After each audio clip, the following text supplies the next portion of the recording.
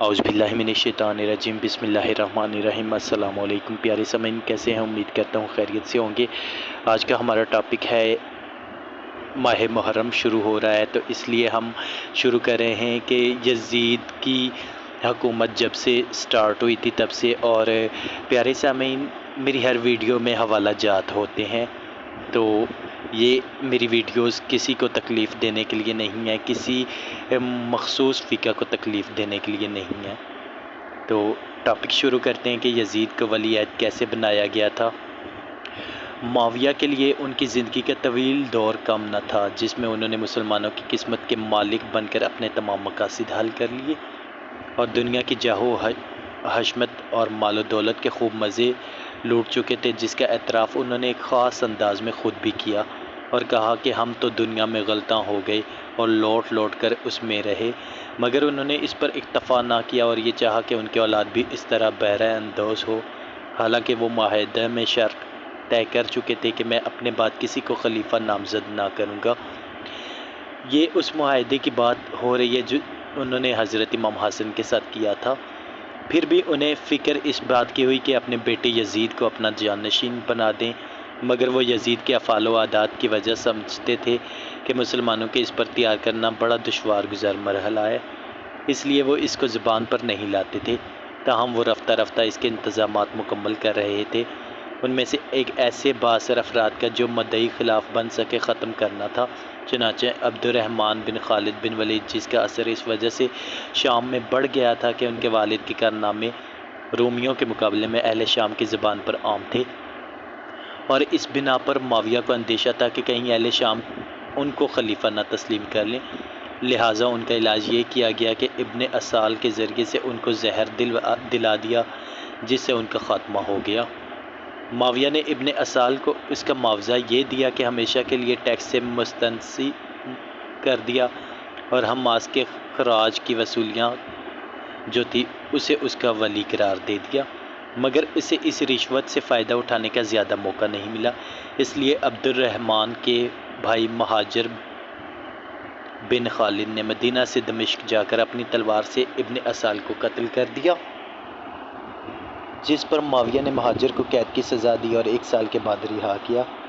دوسرا قول یہ ہے کہ عبد الرحمن کے بیٹے خالد بن عبد الرحمن بن خالد بن ولید نے اپنے باپ کے قاتل کو حمص جا کر وہیں طے کیا۔ اس پر معاویہ نے اس کو تھوڑے دن تک قید کیا، پھر خون بہا لے کر رہا کر دیا۔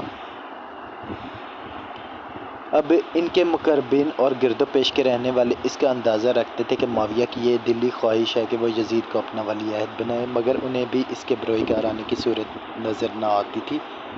سب سے پہلے جس نے اس تعطل اور جمود کو حرکت اور عمل میں تبدیل کیا وہ مغیرہ بن شعبہ تھا۔ یہ شخص بڑا ہی مدبر اور عرب کے نہایت چالاک لوگوں میں شمار ہوتا تھا۔ واقعہ یہ پیش آیا کہ مغیرہ نے شاید فقط امتحان کے طور پر دمشق جا کر معاویہ کے سامنے حکومت کوفہ سے استعفیٰ دینے کا خیال ظاہر کیا۔ وہ سمجھتا تھا کہ معاویہ مجھے کسی قیمت پر ہٹانے کے لیے تیار نہ ہوں گے اور اس کے بعد میری خوشامد کریں گے۔ وہاں معاملہ برعکس ہوا اور معاویہ نے ایک دوسرے شخص کو کوفہ کی حکومت کے لیے تجویز کیا۔ جب یہ صورت پیش آئی تو مغیرہ نے حکومت کوفہ پر برقرار رہنے کے لیے تدبیر کی۔ وہ یزید ملعون کے پاس گیا اور اسے یہ پٹی پڑھائی کہ تم اپنے باپ سے ولی عہدی کا اعلان کیوں نہیں کراتے؟ کون کہہ سکتا ہے کہ یزید خود اس کے واسطے دل میں بے چین نہ ہوگا، اور اگر اسے شراب و کباب کے مشغلوں میں اب تک اس پر غور کرنے کا موقع نہ بھی ملا ہو، تب بھی مغیرہ کا یہ کہنا اس کے دیوانہ طبیعت کے لیے کم نہ تھا۔ وہ معاویہ کے پاس گیا اور ایک لاڈ پیار سے پلے ہوئے بے باک بیٹے کی طرح اپنے باپ سے بزد ہو کر اپنی ولی عہدی کے لیے خواہش کی، اور مغیرہ بن شعبہ کے خیالات کو اس کے بارے میں تھے یہ بیان کیا۔ معاویہ کو تو کبھی اس کی توقع ہوئی ہی نہ تھی کہ کوئی سنجیدہ انسان اس منصب کے لیے یزید کا نام پیش کرے گا۔ انہوں نے جو مغیرہ کی گفتگو سنی تو انہوں نے مغیرہ کو بلوایا اور اس سے اس بارے میں تبادلہ خیالات کیا۔ مغیرہ نے بڑے اعتماد کے ساتھ بتلایا کہ اس مہم کا پورا ہونا کوئی مشکل نہیں ہے۔ کوفہ میں یزید کی موافقت پر لوگوں کو ہموار کرنے کے لیے میں کافی ہوں۔ بصرہ میں بھی زیادہ اس کام کو سر انجام دے گا۔ ان 2 مقامات کے بعد پھر تیسری جگہ کوئی ایسی جگہ ہے ہی نہیں جو یزید کی مخالفت کی جرات کر سکے۔ معاویہ نے مغیرہ کی ان باتوں کو بڑی توجہ کے ساتھ سنا اور اس کو کوفہ کی گورنری پر بحال کر دیا۔ مغیرہ فوراً کوفہ پہنچا اور اس مقصد کی تکمیل میں مصروف ہو گیا۔ اسے اپنی کارکردگی کا نتیجہ جلدی سے معاویہ کی خدمت میں پیش کر کے صلہ حاصل کرنا اور اپنی وفاداری کا سکہ جمانا تھا۔ اس لیے اس نے سب سے پہلے جو خاص بنی امیہ کے ہواخواہ تھے ان کو بلا کر اپنے مقصد کا تذکرہ کیا اور بتایا کہ خلیفۃ المسلمین اس امر کے متعلق مطمئن نہیں ہے۔ کوفہ کے لوگ اس ولی عہدی کو تسلیم کریں گے، اس لیے ضرورت ہے کہ یہاں سے ایک وفد ان کی خدمت میں جائے اور یہ التجا پیش کرے کہ وہ یزید کو اپنا ولی عہد قرار دیں۔ پھر بھی ایسے لوگ کم ملتے تھے جو اس وفد میں شریک ہونا پسند کریں۔ اس کے لیے مغیرہ کو اپنی جیب خاص یا خزانہ سرکاری سے 30,000 درہم رشوت میں صرف کرنا پڑے۔ اس طرح کوفیوں کو ایک وفد مرتب کر کے اپنے بیٹے موسیٰ کی قیادت میں معاویہ سے یزید کی نامزدگی کے لیے درخواست پیش کی۔ معاویہ اس التجا کی حقیقت کو خوب سمجھتے تھے، چنانچہ انہوں نے وفد کو مناسب جواب دینے کے بعد علیحدگی میں موسیٰ بن مغیرہ سے پوچھا کہ سچ بتاؤ کتنے پر تمہارے باپ نے ان لوگوں کے دین و ایمان کو خرید لیا؟ موسیٰ نے کہا 30,000 درہم میں۔ معاویہ کو اس معاملے میں رائے عامہ، مسلمانوں کی رائے عامہ کے متعلق اب بھی اطمینان نہ تھا۔ انہیں عوام کی نفرت و بیزاری کا خوف دامنگیر تھا۔ وہ سمجھتے تھے کہ مغیرہ کے اس وفد کو رائے عامہ کا ترجمان نہیں سمجھا جا سکتا۔ اب انہوں نے زیاد بن ابیہ کو، جسے وہ سیاسی طور پر اپنا بھائی بنا چکے تھے، اس معاملہ میں مشورہ لینے کے طور پر خط لکھا۔ زیاد کو معاویہ کی اس خواہش کا اندازہ بہت عرصہ سے ہوگا۔ اب اس خط سے اس خواہش کا اظہار بھی ہو گیا، اور یہ ظاہر ہے ایک وفادار گورنر کی حیثیت سے اس کا ایک فرض ہونا چاہیے تھا، خصوصاً جبکہ اس معاملہ میں اس کے بھتیجے کا تھا۔ مگر معاملہ کی نزاکت اور اس کی تمام پہلو زیادہ برہنم بنا رہے تھے۔ چنانچہ اس نے اپنے خاص محرم راز عبید بن کعب نمیری کو بلا کر کہا کہ خلیفۃ المسلمین نے مجھے خط لکھا ہے۔ انہوں نے یزید کی بیعت لینے کا ارادہ کیا ہے، مگر انہیں لوگوں کی نفرت و بیزاری کا خوف ہے، اور وہ چاہتے ہیں کہ کسی طرح جمہور مسلمین متفق کیے جا سکیں، اور اس بارے میں مجھ سے مشورہ کیا ہے۔ اسلامی ذمہ داری کا احساس بہت اہم ہے، اور یزید ایک آوارہ اور مطلق العنان شخص ہے اور شکار کا بڑا دلدادہ ہے۔ تم میری طرف سے سرکار کے پاس جا کر یزید کے افعال و حالات کا تذکرہ کرو اور کہو کہ ذرا سوچ سمجھ کر اس کام کو کیجیے۔ تھوڑے دن کی تاخیر کر لینا اس سے بہتر ہے کہ جلد بازی سے کام لیا جائے جس کا نتیجہ ناکامی کی صورت میں ظاہر ہو۔ عبید نے اس میں اتنی ترمیم کی کہ معاویہ کو اس طرح دو لوگ ٹوک جواب نہ دیا جائے، بلکہ یزید سے مل کر اس سے کہا جائے کہ اپنے آپ کو رائے عامہ اپنے موافق بنانا ہے تو ان افعال کو ترک کیجیے جنہیں مسلمان عموماً ناپسند کرتے ہیں۔ زیاد نے معاویہ کو صرف اتنا لکھا، اس بارے میں ذرا تاخیر سے کام لیجیے، جلد بازی کرنا مناسب نہیں۔ کہا جاتا ہے کہ اس کے بعد یزید نے بہت سے اپنی بدعمالیوں کو ترک کر دیا تھا، مگر بعد کے حالات سے اندازہ ہوتا ہے کہ یہ کینہ یزید کے دل میں زیاد کی طرف سے پیدا ہو گیا، بلکہ شاید ہم سنی کی وجہ سے اس کو یہ خیال ہوا کہ زیاد نے یہ مخالفت اپنے بیٹے عبید اللہ کے اشارے سے کی ہے، اس لیے وہ عبید اللہ بن زیاد سے بھی ایک عرصہ تک اس کے بعد بدظن رہا۔ 70 برس کی عمر میں مغیرہ کا انتقال ہو گیا۔ اب کوفہ میں زیاد کی حکومت ہو گئی۔ معاویہ کی طرف سے بصرہ، خراسان اور بجستان کا حاکم بنایا گیا تھا، پھر بحرین اور عمان میں بھی اس کی حکومت شامل کر دیے گئے۔ اب مغیرہ کے مرنے کے بعد کوفہ بھی اس کی حکومت میں شامل کر دیا گیا، چونکہ اس کام کے لیے بصرہ اور کوفہ دو اہم مقام تھے، لہٰذا وہ سال میں 6 مہینے بصرہ میں رہتا تھا اور 6 مہینے کوفہ میں، اور اس مدت میں بصرہ کی حکومت پر سمرہ بن جندب کو اپنا قائم مقام بنا دیا جاتا تھا۔ 3 یا 4 سال کی مدت گزرنے پر ماہ رمضان کی 4 تاریخ کو زیاد کی وفات بھی ہو گئی۔ اب شاید اس اندیشہ میں کہ رہے سہے خاص خیر خواہ کہیں وفات نہ پا جائیں، معاویہ نے ایک تحریری فرمان یزید کی ولی عہدی کا لکھ کر مجمع عام میں اس کا اعلان کر دیا اور رعایا سے اس کا اقرار لیا گیا۔ واقعات بتلانے ہیں کہ مغیرہ بن شعبہ بڑی حد تک کوفہ کی زمین کو ہموار بنانے کا کام کر چکا تھا، اور کم از کم ہوا خواہان بنی امیہ کو اس کے لیے تیار کر لیا تھا۔ بصرہ میں بہرحال عبید اللہ بن زیاد کو اس اسکیم کی تکمیل کرنا لازم تھی، چاہے اس کی ذاتی رائے اس بارے میں کچھ بھی ہوتی، اور وہاں کے لوگ اس کے باپ سے اور خود سے اس درجہ مرعوب و خائف تھے کہ وہاں کسی مخالفین کا امکان نہ تھا، اور شام تو اپنا ملک ہی تھا۔ لے دے کہ وہاں ایک عبد الرحمن بن خالد بن ولید تھے جن سے اندیشہ تھا، لیکن انہیں پہلے ہی ختم کیا جا چکا تھا۔ دوسرے مقتول خلیفہ عثمان کے بیٹے تھے سعید۔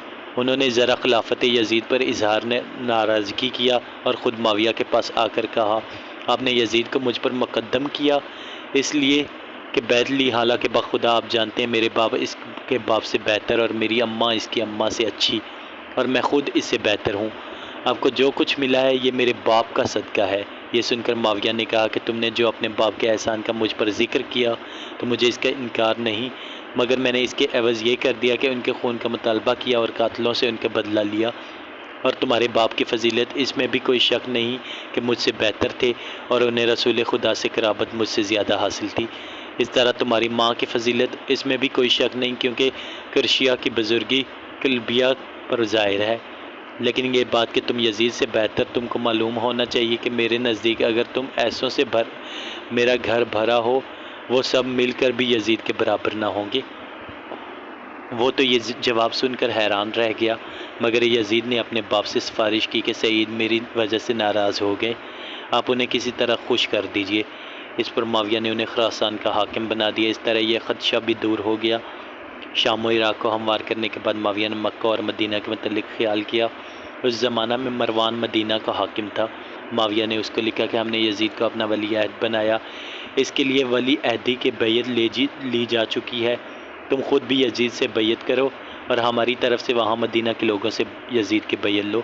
مروان نے جب معاویہ کا حکم پڑھا تو غصہ سے برافروختہ ہو کر گھر میں گیا۔ گھر والوں اور اپنے ماموزد قبیلہ بنی کنانہ کے لوگوں پر بھی اپنی اس ناراضگی اور رنج و غضب کا اظہار کیا، اور اسی غصہ میں دمشق کی طرف معاویہ سے خود بات چیت کرنے کی غرض سے روانہ ہو گیا۔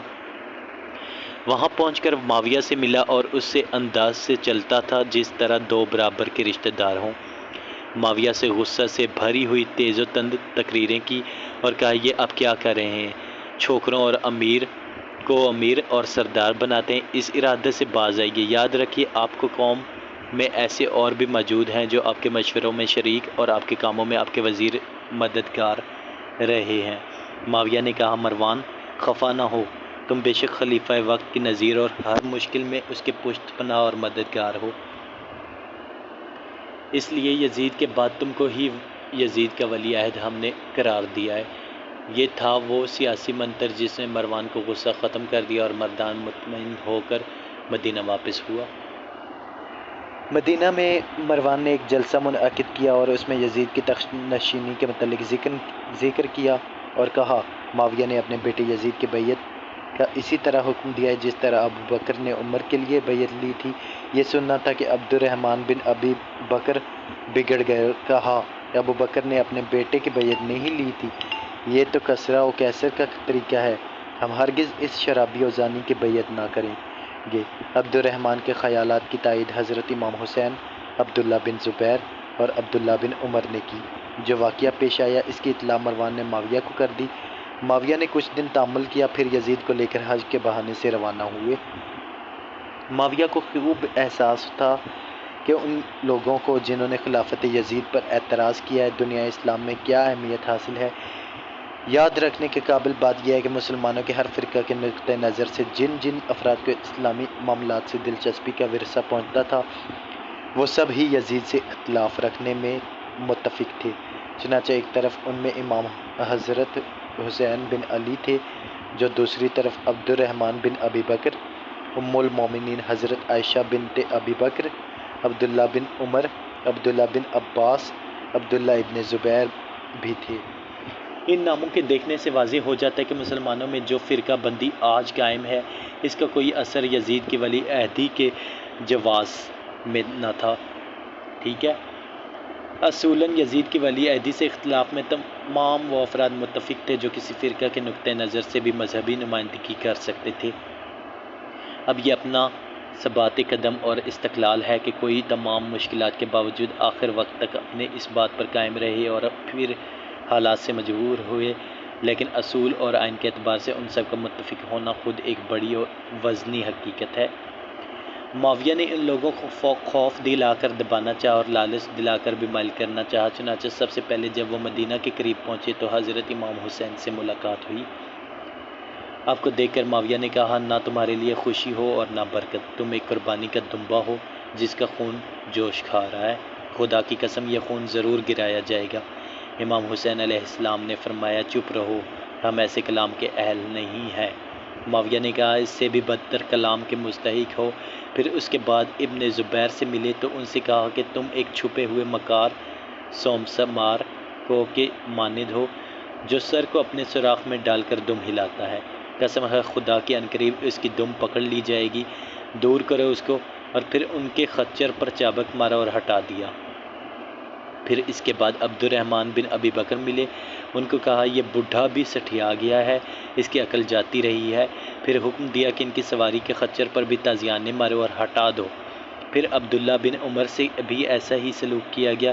اس کے بعد مدینہ میں داخل ہو کر بھی خلافت یزید کے لیے ان حضرات کو ڈرانے اور قتل کی دھمکیاں دینے لگے۔ حضرت عائشہ نے جو یہ سنا تو غصہ میں معاویہ کے پاس گئیں اور کہا کہ یہ کوئی اچھی بات نہیں ہے، تم پہلے میرے بھائی محمد بن ابی بکر کو قتل کر چکے اور تم نے ان کی لاش کی آگ میں جلائی، آج مدینہ میں آ کر میرے دوسرے بھائی کو تکلیف پہنچاتے ہو اور ان کے بارے میں سخت الفاظ استعمال کرتے ہو۔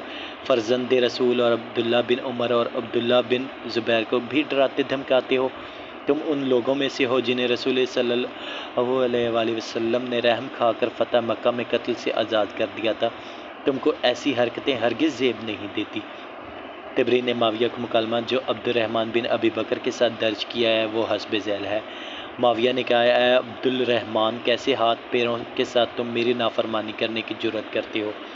عبد الرحمن نے کہا، اس لیے کہ اس امر کے لیے میں اپنے آپ کو زیادہ مستحق سمجھتا ہوں۔ معاویہ نے کہا کہ اس صورت میں تمہارے قتل کا ارادہ رکھتا ہوں۔ عبد الرحمن نے کہا، اگر تم ایسا کرو گے تو لعنت خدا اور سزائے آخرت کے مستحق ہوں گے۔ یہ تو خوف دلانے کی ترکیبیں تھیں، جب یہ کامیاب نہیں ہوئی تو دوسری صورت بھی اختیار کی گئی۔ چنانچہ 1,00,000 درہم عبد الرحمن بن ابی بکر کے پاس بھیجے، مگر انہوں نے روپیہ واپس کر دیا اور کہا، ہم دین کو درہم کے عوض فروخت نہیں کریں گے، اور مکہ سے ہجرت کر گئے۔ اس طرح عبد الرحمن بن عمر کو بھی 1,00,000 درہم بھیجے گئے۔ انہوں نے کہا، میں بوڑھا ہو چکا ہوں، میرا دین 1,00,000 درہم سے زیادہ قیمتی ہے۔ یہ کہہ کر روپیہ واپس کر دیا، اور حضرت امام حسین کو بھی تحائف اور زر و مال پیش کیا گیا، مگر آپ نے قبول نہ فرمایا اور واپس کر دیا۔ ازواج رسول نے اس مخالفت میں زیادہ حصہ لیا، چنانچہ حافظ جلال الدین سیوطی نے لکھا ہے، معاویہ مدینہ میں منبر رسول پر بیٹھے یزید کی بیعت لے رہے تھے۔ عائشہ نے اپنے ہجرہ سے پکار کر کہا، خاموش ہو جا، کیا کر رہے ہو؟ کیا تم نے پہلے شیخین نے بھی اپنے بیٹوں کے لیے بیعت لی تھی؟ معاویہ نے کہا کہ نہیں۔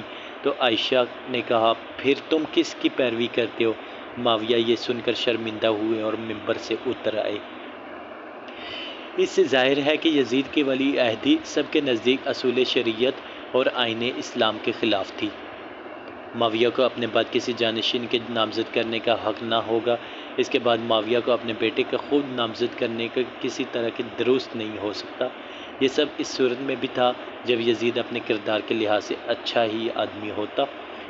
چاہے گا یزید کے اخلاق و عادات وہ تھے جو کسی شائستہ انسان، ایک معمولی مسلمان کے بھی شایان شان نہیں۔ خلافت کے لیے جو بہرحال ایک مذہبی عہدہ سمجھا جاتا ہے۔ ڈاکٹر وحید مرزا صاحب لکھتے ہیں، اسلام کے شروع سے حاکم اسلام دین اور دنیا دونوں کا مقتدا سمجھا جاتا تھا۔ مذہب اور سیاست میں یہ اجتماع عقل مندانہ اصول پر مبنی تھا۔ یہ ایک مختلف موضوع ہے جس کے متعلق میں اپنی رائے کا اظہار نہیں سمجھتا، لیکن یہ اصول عام طور پر تسلیم کر لیا گیا تھا، اس لیے یہ ضروری سمجھا جاتا تھا کہ خلیفہ اسلام میں وہ علاوہ سیاسی قابلیت کے مذہبی اور دینی صفات بھی بدرجہ اتم موجود ہوں، اور یہ سب کو معلوم تھا کہ یزید اس لحاظ سے کسی طرح بھی مستحق خلافت نہیں تھا۔ اس لیے جتنے سمجھدار انسان تھے سبھی اس پر اقدام کو نازیبا سمجھ رہے تھے، اسے ایک مہلک اقدام کی حیثیت دیکھتے تھے۔ حسن بصری کا قول تھا کہ معاویہ نے 4 بار ایسی باتیں کی جن میں ایک تو ہو تو وہی ہلاکت کے لیے کافی ہے۔ اول جاہلوں کی مدد سے بغیر امت کے مشورہ کے انہوں نے خلافت پر قبضہ کر لیا، حالانکہ اس وقت اصحاب رسول اور صاحبان فضیلت موجود تھے۔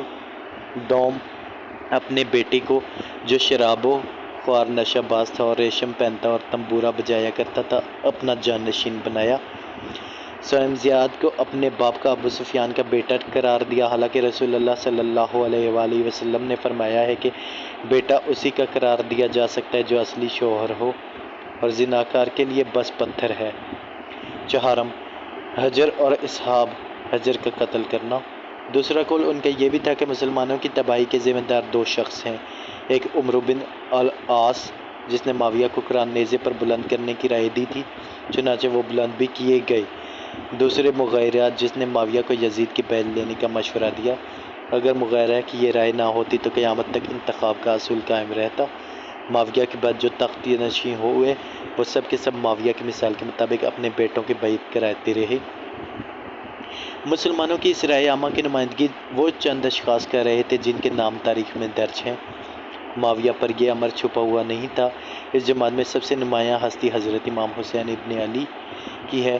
اس بنا پر انہوں نے مدینہ میں آ کر سب سے پہلے جو کام کیا وہ یہ تھا کہ حسین بن علی کو بلوا کر کہا، اس معاملہ میں تمام لوگ ہموار ہو چکے ہو، سوائے 5 آدمیوں کے قریش میں سے جن کی سرکردگی آپ کر رہے ہیں۔ حضرت نے تعجبانہ انداز سے کہا، میں ان کی سرکردگی کرتا ہوں؟ معاویہ نے کہا، بے شک آپ ہی ان کے سرغنہ ہیں۔ یہ سن کر حضرت نے فرمایا، تو اس کا حل یہ ہے کہ آپ دوسرے لوگوں کو بلوا کر ان سے بیعت کا مطالبہ کیجیے۔ اگر ان سب نے بیعت کر لی تو تنہا مجھ سے آپ کو کسی اندیشہ کی ضرورت نہیں۔ اور نتیجہ میں معاویہ کی یہ کوشش بے سود ثابت ہوئی اور وہ نا امیدی کے ساتھ شام واپس گئے۔ امام حسین کی بیعت سے انکار سلطنت کے اقتدار کو بہت سخت ٹھوکر تھی، جسے معاویہ کی قوت سیاستدانی سمجھتی تھی، مگر اسے حسین ابن علی کو بڑا تدبر سمجھنا چاہیے کہ آپ نے اپنے عمل کو سلبی حدود تک محدود رکھا، یعنی صرف بیعت نہ کرنا اور سکوت اختیار کرنا۔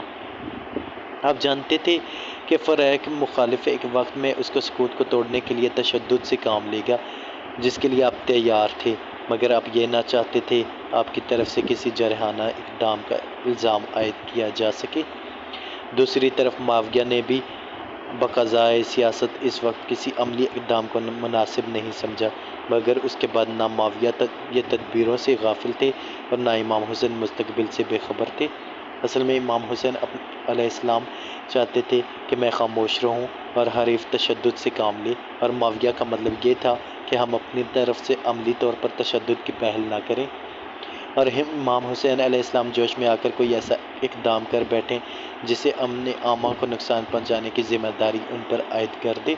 در حقیقت کربلا کی جنگ اپنے قریبی اسباب کے لحاظ سے شروع یہیں سے ہو گئی، مگر یہ اس وقت تک ایک صبر آزما نفسیاتی کشمکش تھی جو نامعلوم کب تک جاری رہتی۔ اگر معاویہ کا رشتہ عمر قطع نہ ہوتا اور نو عمر نہ تجربہ کار غرور سلطنت سے بدمست یزید تخت سلطنت پر نہ بیٹھتا۔ سامعین، امید کرتا ہوں آپ کو آج کا چیپٹر بہت پسند آیا ہوگا۔ یہ تھی یزید کی حکومت قائم کرنے کی کوششیں۔ نیکسٹ ہم پڑھیں گے معاویہ کی وفات اور یزید کی تخت نشینی۔ تب تک کے لیے اجازت، اپنا بہت خیال رکھیے گا۔ جس نے ہمارا چینل سبسکرائب نہیں کیا سبسکرائب کریں اور گھنٹی کا بٹن پر پریس کریں تاکہ آئندہ آنے والی ویڈیو کا نوٹیفیکیشن آپ کو ملتا رہے۔ اللہ حافظ۔